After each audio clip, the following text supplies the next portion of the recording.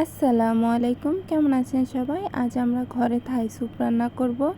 যার জন্য এখানে আমি হাফ কাপের মতো মুরগি ছোট ছোট করে কেটে নিয়েছি।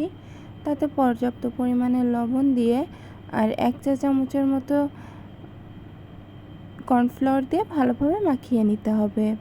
এটা মাখিয়ে নিয়ে সাইডে রেখে দিয়ে এবার একটি বাটিতে একটি মাত্র ডিমের কুসুম, তাতে দিয়ে নিচ্ছি 1 চা চামচের মতো লেবুর রস, 2 চা চামচের মতো চিনি আর 6 টেবিল চামচের মতো কর্নফ্লাওয়ার এবং হাফ কাপ দিতে হবে টমেটো সস দিয়ে ভালোভাবে মাখিয়ে নিতে হবে।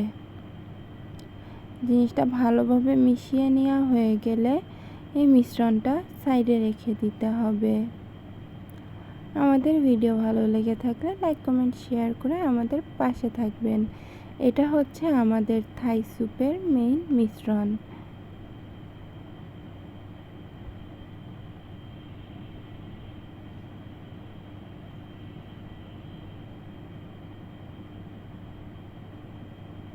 সুন্দরভাবে মিশিয়ে নিতে হবে যাতে কর্নফ্লাওয়ার ভিতরে কোনো দলা বেঁধে না থাকে।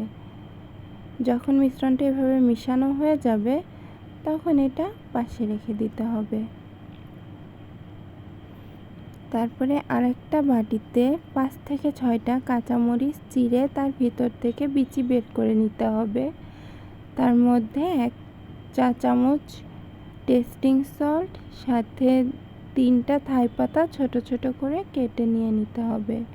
একটি কড়াইতে তেল গরম করতে হবে। তেল যখন গরম হয়ে যাবে তাতে মাখিয়ে রাখা যে মুরগি সেটা দিয়ে নিতে হবে। মুরগি ভাজার সময় তাতে একটু সয়া সস দিয়ে ভাজতে হবে। মুরগিটা যখন ভাজা হয়ে আসবে তখন তাতে সামান্য একটু সয়া সস আর ভিনেগার দিয়ে নিতে হবে।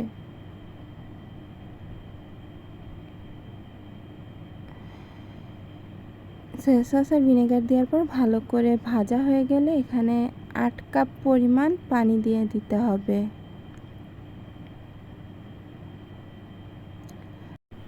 পানি দেওয়ার পর তাতে একটু শুকনা মরিচের গুঁড়া দিতে হবে আর পরিমাণ মতো একটু লবণ দিয়ে নিতে হবে। আর সাথে 1 টেবিল চামচের মতো আদা রসুনের পেস্ট। পানিটা ফুটে গেলে এই যে সেই গুলিয়ে রাখা মিশ্রণটা দিতে হবে। এটা যখন ফুটে যাবে তখন তার ভিতরে কাঁচা মরিচের ওই মিশ্রণটা দিয়ে নিতে হবে। দিয়ে ভালোভাবে নাড়িয়ে নামিয়ে ফেলতে